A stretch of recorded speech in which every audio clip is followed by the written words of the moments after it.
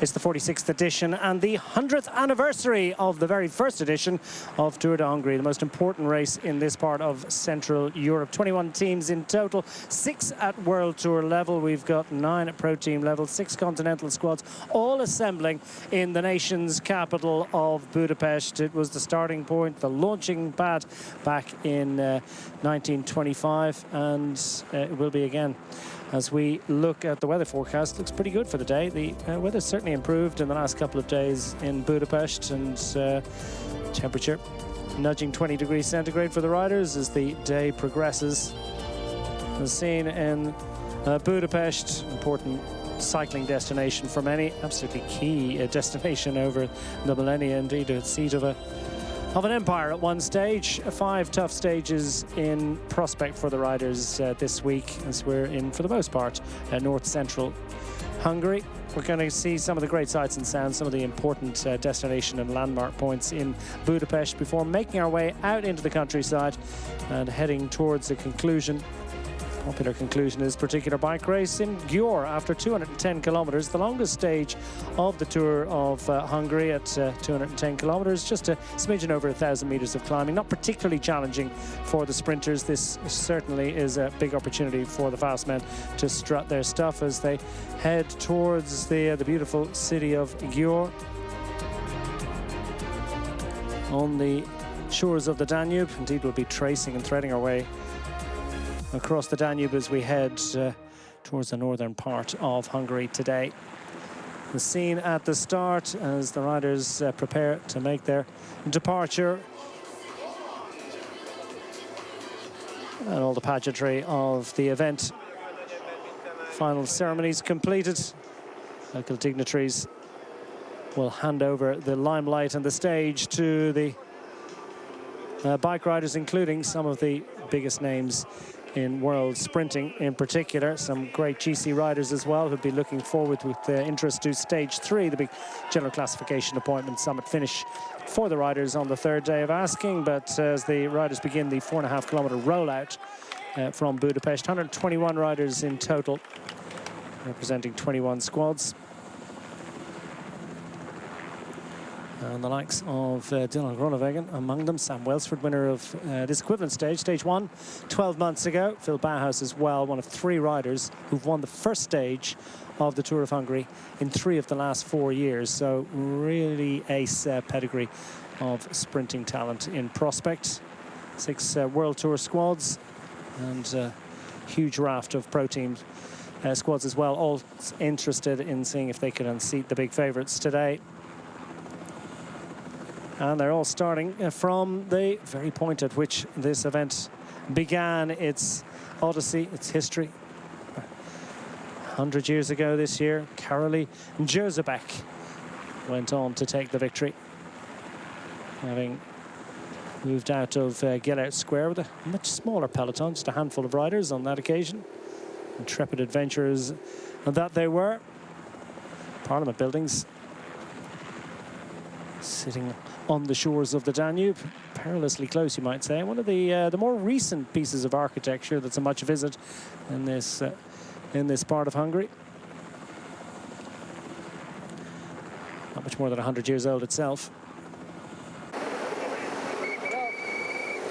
Flag in underway, and a typically energetic start to the week's activities as plenty of teams and squads want to get involved. The Pierre Baguette team hailing from Slovakia as they do, and we're heading towards just a few kilometers from the Slovakian border. Actually, we'll be really close to the home nation of the Pierre Baguette squad, so no surprise to see the red jerseys involved in the early hunt for a bit of excitement.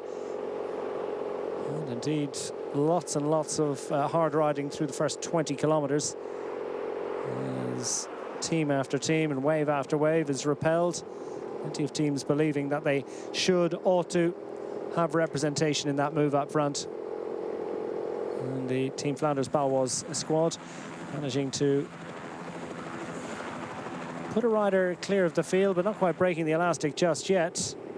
Finally, we get an ace group of 2 Belgian riders, an Italian and Janos Pelikan, representing the host nation. in the grey colours, dark and grey colours down towards the back of that group of 4. Blocks on at the front of the main peloton. They are happy with that one. Big sprint teams satisfied that that combination of just 4 riders ought to be controllable, manageable. Just how much rope will they give them? Well, the rope can be employed in different ways. Nice bit of land art in evidence, and always this nation hugely invested in this particular event. It's been part of the fabric of this nation through the last 100 years, and on and off. It did have a bit of a fallow period where it wasn't run for about 20 odd years through the late 60s and into the 90s, but then reappeared on the UCI calendar and, well, ever present since then. First of 2 climbs on the day. 2 opportunities for an important helping of points. This the first of the climbs of the week. Coming as it does, 55k into the day. And De Weert looking like he's on fine sprinting form at the top of hills. We certainly know that he can do that because, well, he's the reigning champion of the King of the Mountains, and he's done it again. Useful helping of 5 points at the top of that Category 3 climb. Another climb to come later in the day. But for now, it's Siebe De Weert maintaining an advantage in the King of the Mountains classification in the battle for that red jersey, which he claimed in such fine style in 2024. 23-year-old Belgian with the Team Flanders Baloise squad, who were lined out behind a solo rider doing all the legwork on the front of the peloton. And Wiggins happy enough to tap out a rhythm for the Jaco Alula squad. And those colours will be much in evidence through the week. Second big appointment is the intermediate sprint. First of 2 intermediate sprints in today's stage. An opportunity to score points towards the points classification. And of course the bonus seconds. 3 bonus seconds, 2 and 1 for the first 3 riders across the line. It's Janusz Pelikan, the home rider, who takes that one. No surprise indeed that he's particularly invested in that. Pelikan of the Team United Shipping, locally registered continental team. And of course the bonus seconds will move him up general classification at the end of the day, whether this breakaway group manages to stay out front or not. If it is overhauled, and if Pelikan stays in the main peloton, then he'll surely, potentially, be on the way to collecting the white jersey as leader of the Hungarian classification, and that's a considerable honour for the local riders. Well, if you see big mountain around here, or indeed around anywhere in Central Europe and beyond, there's a very good chance that someone has perched a dwelling of sorts, something that is fortified and protected. Just one example of wonderful medieval architecture that we'll be seeing not just today, but through the week.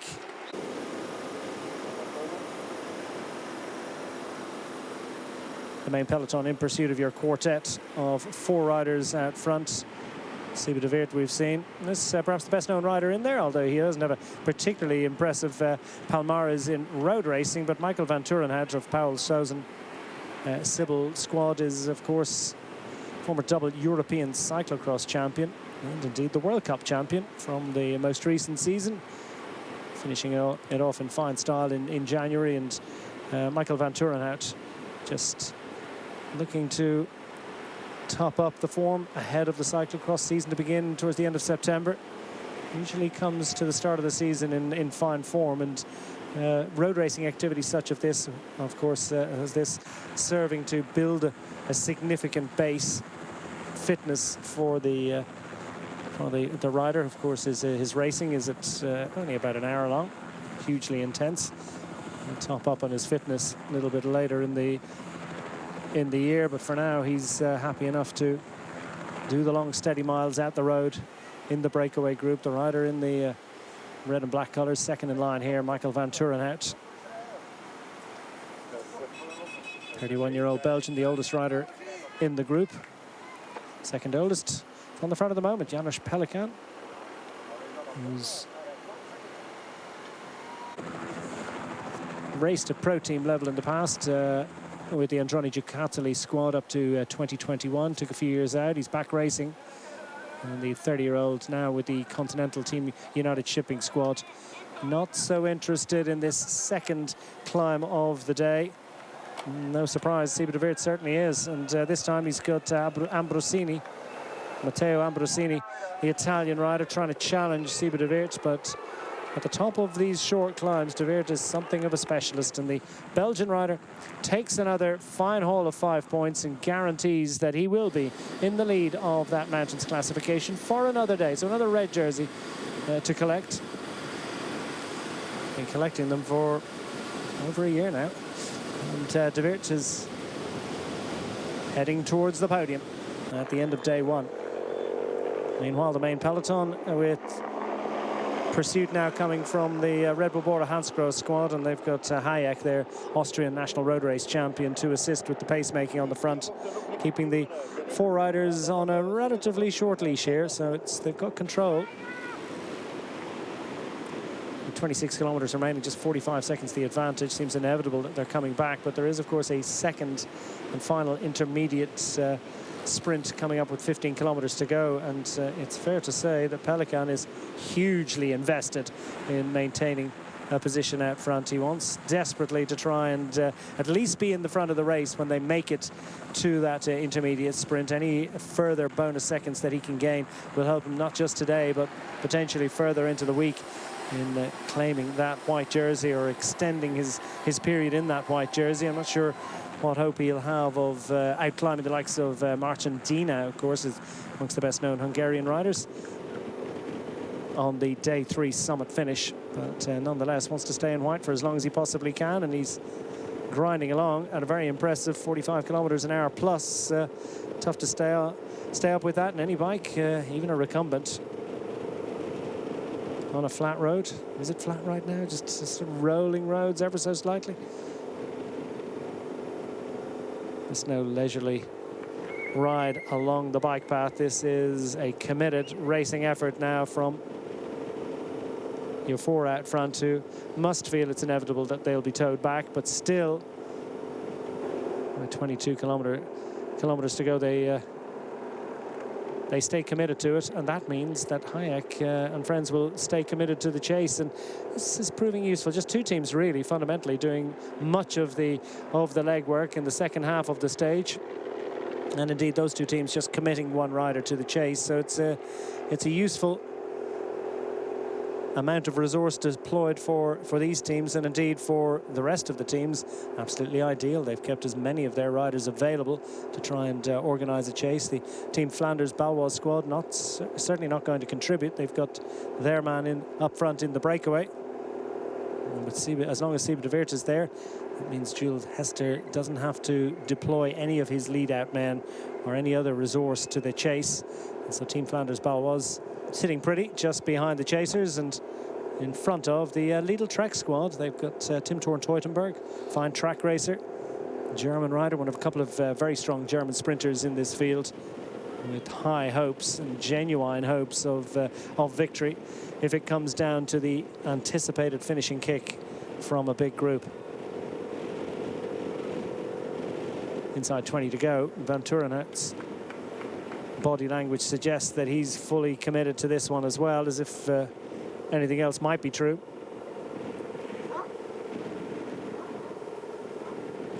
Multiple World Cup winner in his cyclocross career. There's a couple of European Championships as well. His the high watermark of fabled career. Pretty much the entire squad, of course. The Paul Sousen, Sybil Clementine's Belgian registered team. Committed to the fine art of off-road racing through the winter months. Pelican, well, he's got more interest than most, I suspect, in trying to fend off this main peloton for as long as possible.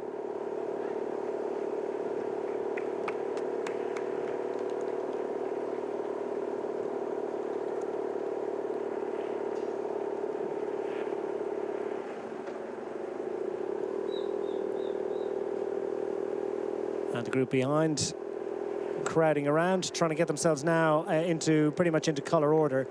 making plans for the final finishing sprint, but the advantage, smidgen under a minute, 19 kilometers to go. If it's still like that with 10 kilometers to go, then things could get a little bit interesting.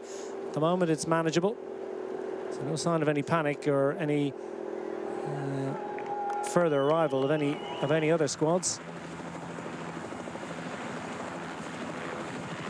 Down towards Etch. The Raboring. Somewhere to go for a bit of a burn. A nice cycling circuit there as well, couldn't you? Pretty high octane stuff out on the roads on stage one, as these four try and fend off the main peloton for as long as is humanly possible. The figure of Matteo Ambrosini, the 23-year-old Italian from Asiago in northern Italy, up towards the front, or on the front briefly, and rotating nicely, and still plenty of cooperation between these riders. No sign of any diminishment of activity. End of the cooperation, but we'll focus our attention now on the second and final intermediate sprint of the day.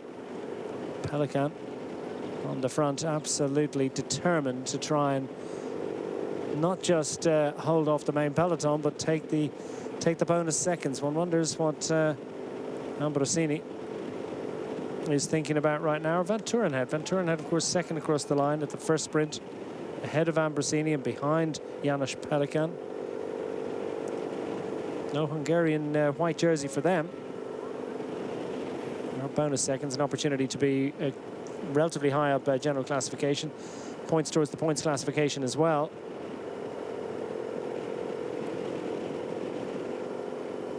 £20 on offer for the winner of the stage, of course, and a total of 10 for the intermediate sprints if you manage to win both of them. So it's nicely weighted. The breakaway riders could potentially, if there isn't consistency among the sprinters in this five-stage race, they could feature in that points classification.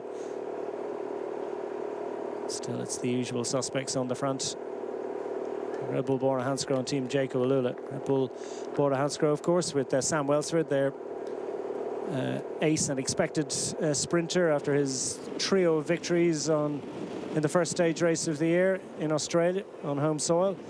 Similar pattern actually to 2024 is being enacted in 2025 with great success on home soil in the opening salvos in January for Sam Welsford with numerous victories, and then relative fallow period when the World Tour and main racing action, or much of the racing action, returns to Europe.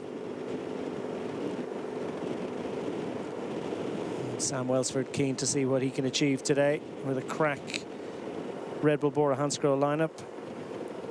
And Emil Herzog, who'll have an eye on the stage 3 climb, but apart from that, most of their riders invested in the potential victory today of Sam Welsford. Ryan Mullen to kick off the lead out with a few kilometers to go. Frederick Wandahl will certainly be available and helpful in that regard as well, and Danny van Poppel to finish it off. And Jaco Alula squad with Dylan Groenewegen, a man who's had a couple of stage victories in this stage race in the past, and Dylan Groenewegen looking for a first victory of the year. He's had he has had his most recent success coming in 2024 with that stage victory in Tour de France, coming on the back of a string of successes that included the National Road Race Championship of the Netherlands last year. A string of podium finishes this year indeed for Dylan Groenewegen, but no hands in the air just yet. Cooperation levels reducing somewhat. Potential conflict here as we approach the second intermediate sprint of the day, and he certainly doesn't want to have to do the lead out if he can possibly avoid it. Janos Pelican, Team United Shipping, one of 15 Hungarian riders in this race, and he wants the white jersey to be leading that particular cohort. I think with the 3 that he's gained from the first sprint, every chance that he will have the white jersey, but I think he'd fancy holding it for another day. And finally goading De Weert into kicking off the sprint. line astern, side by side, so it's an honest run sprint, this one. Who's going to have the greater strength as they approach the line? And it looked to me as if Pelican got his wish. Fabulous effort, you have to say, having done such big pulls to ensure that they had that 41-second margin approaching the sprint, and then to be able to deliver the sprint from the front as well. De Weert never really getting on terms. The other two maybe not fully committed to it, or maybe mindful of the fact that clearly Pelican had it from the first sprint. And De Weert looked as if he was going to get there, but then, well, the side-on shot will only really reveal the difference between them. But very quickly, De Weert just dropping back as he packed that one in. Just after the sprint now, the counter-attack. Committed one too. Ambrosini wanting to put a bit of daylight and just see who's interested. Well, Van Turenhout immediately pulls the pin. That's he's not going to be able to respond to that one. Ambrosini has De Weert for company, but frustratingly for Pelican, after all his efforts, finds himself detached and no longer at the front of the bike race. He's surely hardly going to get back on at this point. Ambrosini, though, wants to be last man standing here at the very least. Ideally, would like to win the stage. 14k to go, 41 seconds. You wouldn't bet on it, but well, you have to try.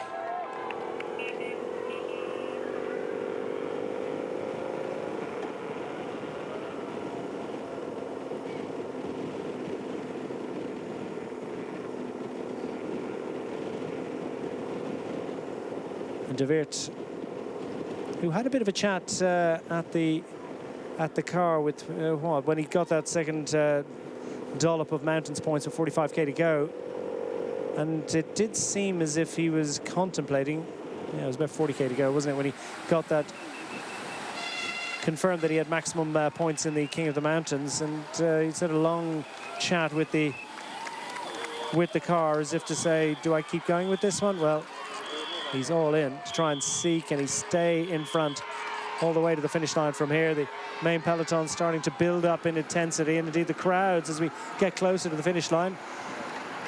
We've been preparing for the arrival of the badge for quite a while. There's a publicity caravan in front of the race by about 45 minutes.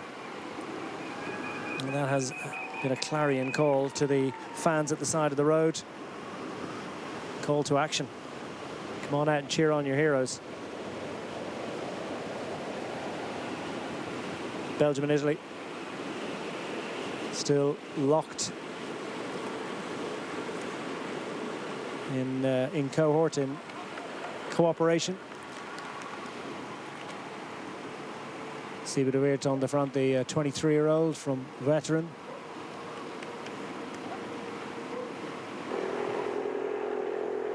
Looking for a breakthrough result in 2025. Still no, well, at this point, no top 10s in UCI road racing in 2025. It'll be tough today, but a great opportunity to head to the podium later on. Well, indeed, the opportunity already taken, just needs to ride through to the finish to collect that red jersey of Leader of the Mountains classification.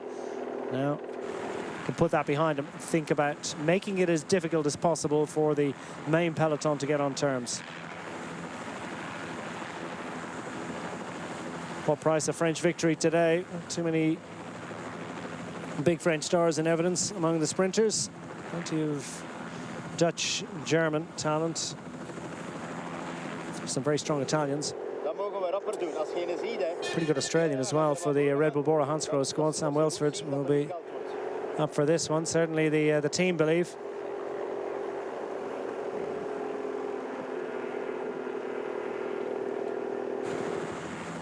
The team's frantically trying to move up without using up too much energy. Point with 12 kilometers to go. The Breakaway duo doing a solid job. If they're holding that at half a minute, then, well, we'll start to see a few more troops arriving.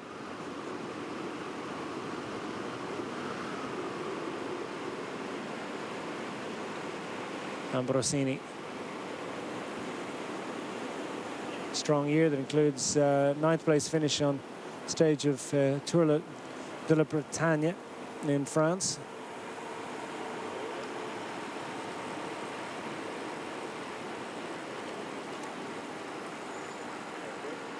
Also has a win in a national event. Indeed, just within the last few days, Trofeo Matteotti, sub-UCI, but there are no easy bike races in Italy. It certainly will have been up against UCI level opposition. So Ambrosini's in good form. Pelican's in good form too, albeit he has been detached from the break. He's going to be claimed by the main peloton with nary a sideways glance. And the Hungarian rider can now focus his maximum attention in being hoovered along in the slipstream wake of the big peloton. And some interested spectators craning their necks to get a sight of the helicopter, if not the peloton.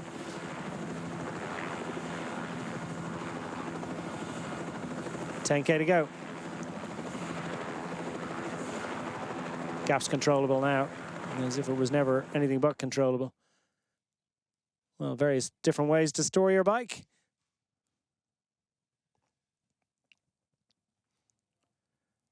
Best way to keep it safe and out of harm's way.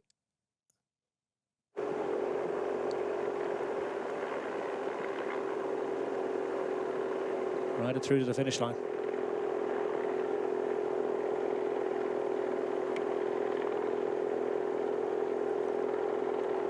Inside 10 to go. Still the usual suspects on the front of the group. Not too much involvement from other teams. Lots of fresh legs in. Not just the first day of racing action, but a stage that has been run in a way that has kept a lot of teams with a maximum complement of riders. 6 rider teams, of course, in this particular event at Pro Series level. And it is the Australian National Road Race champion, Luke Durbridge, that hits the front now to help inject a little bit of pace and some fresh legs into the chase and the pacemaking. He's done a little bit of pacemaking so far today to assist and support his young teammate Ben Wiggins from the development squad, and up from the Hagens Berman's development squad supports the Jacob Alula team. Wiggins what amounts to a sort of a stagiaire opportunity. He's taken it with both hands today, and now Durbridge takes it up in the front. An Australian rider on behalf of his Dutch sprinting star teammate.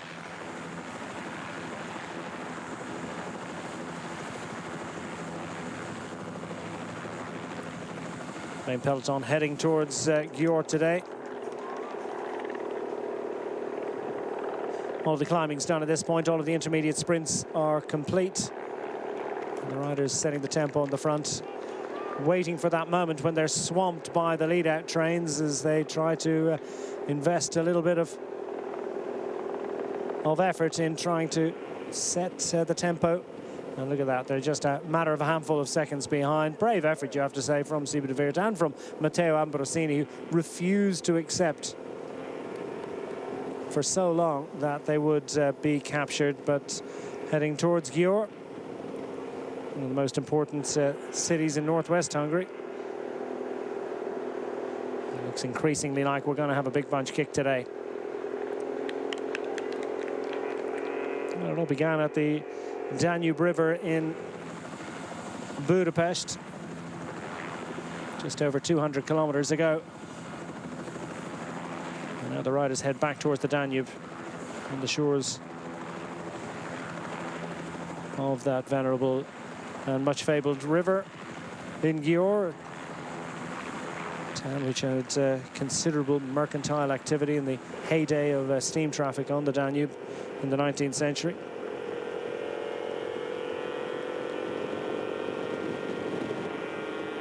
It dwindled somewhat when the railways began between Budapest and Kanisha.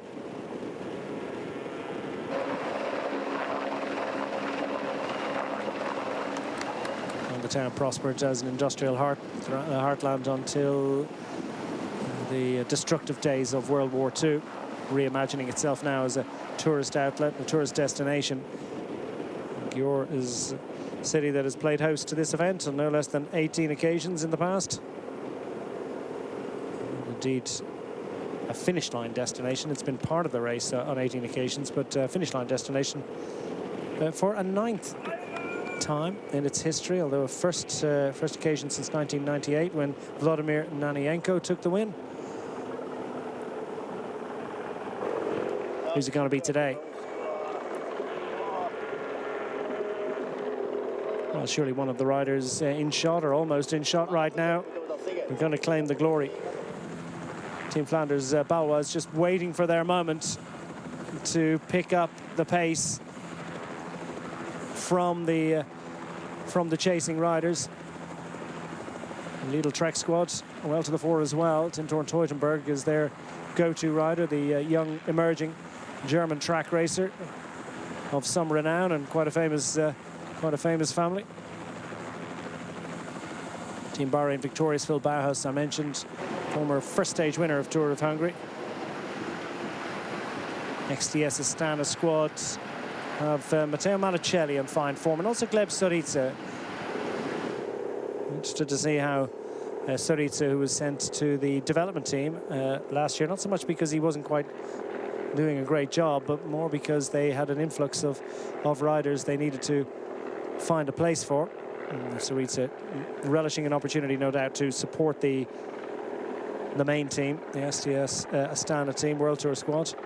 An exchange of congratulations and thanks between your breakaway riders there, as Siebe de Weert recognises that that's pretty much done now with himself and Matteo Ambrosini down to the closing stages. Complicated finale for the riders, and it's going to be particularly complicated for Frederick Wandal to get back on. Clearly he's been in the wars a bit there. His jersey looking ripped and scuffed, his shorts similarly. And Team Flanders Balois squad hitting the front. They've been unleashed somewhat by the inevitability of the capture of their teammate Siebe de Weert, who's done a great job of ensuring they don't have to do any chasing today, and they've just been waiting for an opportunity to try and score some useful UCI points. Still looking for the first win of the season, this squad.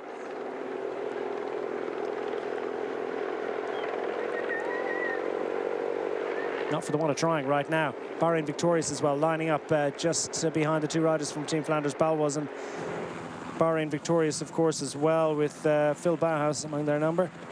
Torsten Trine one to watch out for when the road rises on stage 3. Stage 5's a bit of a grippy one as well. Could be a fascinating final stage with plenty of sprint points to be distributed.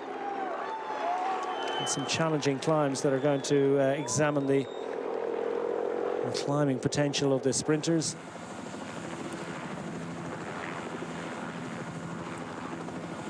Into the final 5 kilometers, plenty of twists and turns along the way, plenty of opportunities to get things right. A few opportunities to get things wrong as well. 4 big kilometers to go, and it will start to wind around to the right and left, and then we'll have a sort of a hard right-hander.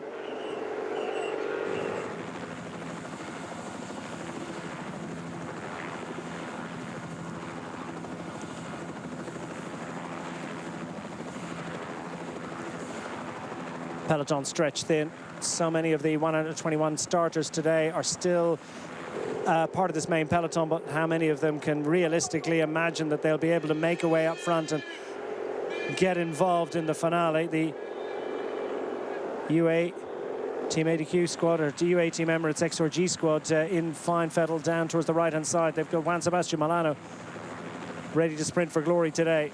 His lead-out man, Rui Oliveira, has been off his bike. His jersey looking pretty scuffed and tattered, and he's probably a little bit battered and bruised. So one wonders whether Milano will have full availability of a lead-out train. Into the closing stages, it's the Bahrain victorious squad taking it up on the front. Team Flanders Balois next up. Jules Hester's to sprint for them. And the rest of the team's crowding around, trying to time this one to absolute perfection. Down to the final 3 kilometers of stage 1. And we've got a long, long run to a sort of a relatively shallow left-hander at a roundabout, coming with 2 kilometers to go. We go to the right of the roundabout, and it's a relatively shallow left-hander through that. And then pretty much a straight blast through to a really tough and challenging right-hander to come with just 400 meters remaining. So the long straight boulevard, wide as it is too, and tempting, An opportunity if you've got the collective strength to move up the outside, but so few teams can match this kind of pace and intensity being delivered here by the Bahrain Victorious squad and the UAE Team Emirates XRG. Useful contribution from Team United Shipping and others as well. Intensity rises. Just a smidgen over 2K to go. Jacob Alula in those purple jerseys trying to ensure that Dylan Groenewegen is nicely positioned into that shallow left-hander. Plenty of room for the teams to get round it without any difficulty, but it does serve to further stretch the peloton thin. Team Pulte Visit Malta want to try and move up as well. Manuel Peñalver, the squad searching for a big victory. Those white jerseys, green sleeves, red shorts, very distinctive Team Pulte Visit Malta. Peñalver, their go-to man. It's the UAE Team Emirates XRG team that have control at the front of the peloton. 1,500 meters remaining. A long straight run under the kite, and it would take them down to that right-hander with just a smidgen around about the 400-meter to go mark, and it's a drag race here. Team Jacob Alula want to control it, but it's the UAE Team Emirates squad that seem to have command here. Just one rider left for Dylan Groenewegen. Make that two. Two riders available for the Dutch champion, so decent resource under the kite. 1,000 meters remaining. UAE Team Emirates XRG, they own it on the left-hand side of your shot. The Red Bull Bora Hansgrohe squad coming with a run down the inside. Everybody's going to want to try and claim this one. Groenewegen's trying to figure out what wheel to pick up on. The Matticelli as well from the Gleb Syriza available for the Astana squad into the final bend. Beautifully timed effort there by the Red Bull Bora Hansgrohe squad to claim the honours. Beautiful piece of dive bombing and committed effort, and the run to the line, and there's a little bit of attachment here, and it's the lead out man Danny van Poppel that's got a bit of a lead here, and he's got enough of an advantage. He's got to carry it all the way to the line. What about that? Enough time to celebrate the victory on stage one in Tour de Hongrie as Danny van Poppel surprises everyone with a glorious success and takes the honours for his squad for the second successive year. Sam Welsford back in the pocket, but hand shakes all round. And Van Poppel it is that's celebrating. Welsford among the first up to congratulate him.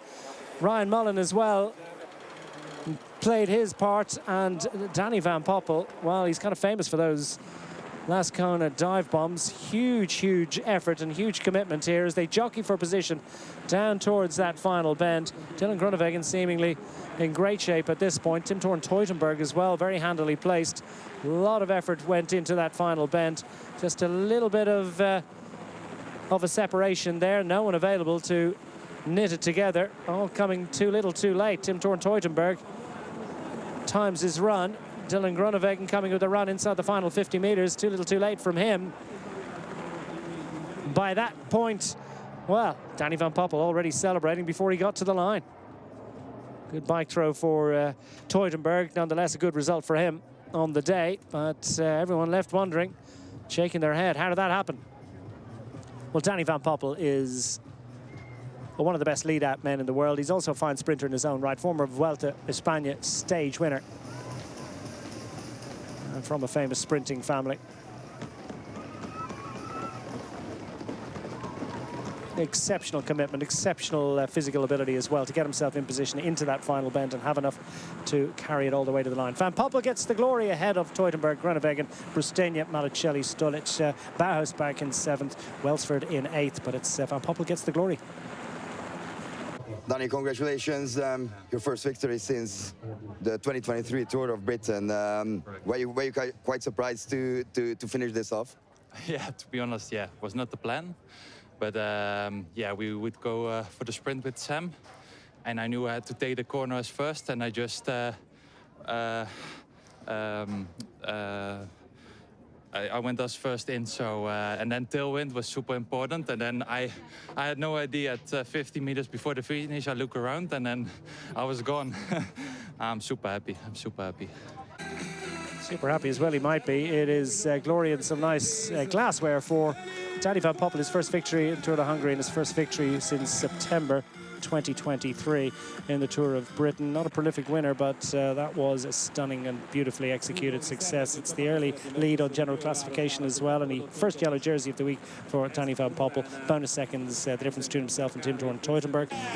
Janos Pelikan handily placed as well for Hungary, and that will help him into the white jersey, but it's the yellow jersey that will make Danny van Poppel a little bit easier to pick out in the sprint tomorrow. And in the bunch, as he also leads the battle for the green jersey ahead of Tim Thorne Teutenberg, who look after that green jersey in stage 2. Early advantage for the Dutchman.